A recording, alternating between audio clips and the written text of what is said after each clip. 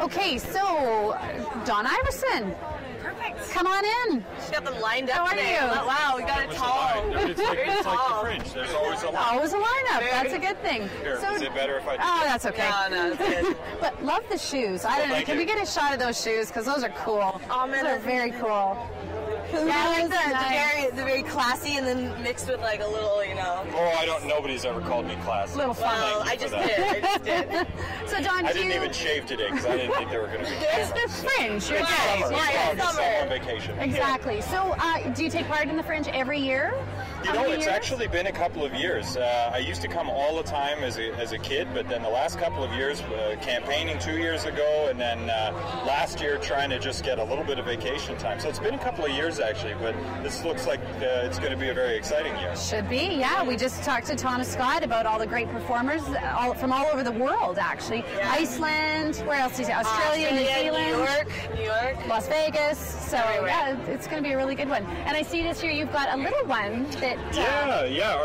Our son Dexter, he's 11 weeks old, so this will be his first Fringe. Congratulations. Thank you. Congratulations, that's awesome. Bring them out to some of the street performers that happen. I bring my kids every year. They love it. They might be a little young for some of the magic shows, but you never know. Well, we have a wonderful bus that runs from our neighborhood right here. I call it the Farmers Market Express, but it might as well be the Fringe Express Well, sure. for the Might next, as well. Same area. the next few days. Good. And so great support from the city for the arts. I think that's something that's really important. I think that's something that makes our Fringe maybe a little better than some of the other ones. It's just we've had so much support from the city, from the province, from the sponsors, and Community. Yeah, it's a great thing. Well, I think the city has been a leader in arts funding going back to the 80s, and there were some tough times in the 80s, tougher than today in terms of recession, but the city stood fast and supported some of these events that were just fledgling festivals at the time, and you see what stick-with-itness can produce is really some world-class events that our city can be very proud of, and I mean, some people complain about arts funding. They think taxes are too high. Arts is sometimes a popular target. If we cut all of the arts funding in this city, most people's property taxes would go down maybe $6. Yeah. So I think for a handful of dollars every year on property tax bill, it's a really good value, and it helps put this city on the map and create compelling experiences for Edmontonians and our guests. Most definitely. The success of the Edmonton Fringe compared to some of the other fringes speaks volumes, right? Yeah, So. for sure. Well, we've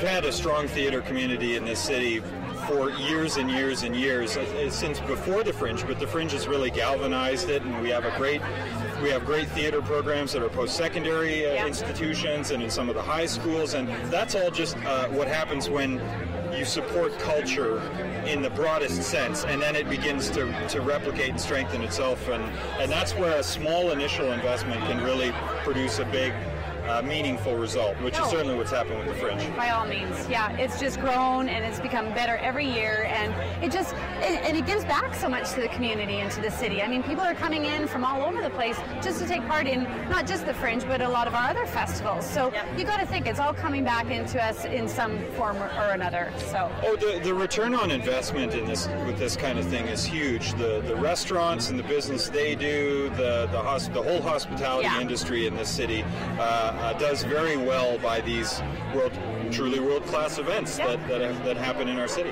And you can see it everywhere around the city. There's posters everywhere for Fringe shows and stuff, so you can just see the community taking it in, which is really nice to see and refreshing. No, I think, not every Edmontonian comes to the Fringe, but if you ask just about anyone about it, they know how significant it is to our community, and so they support it on some pretty personal levels, which is nice to see. It is.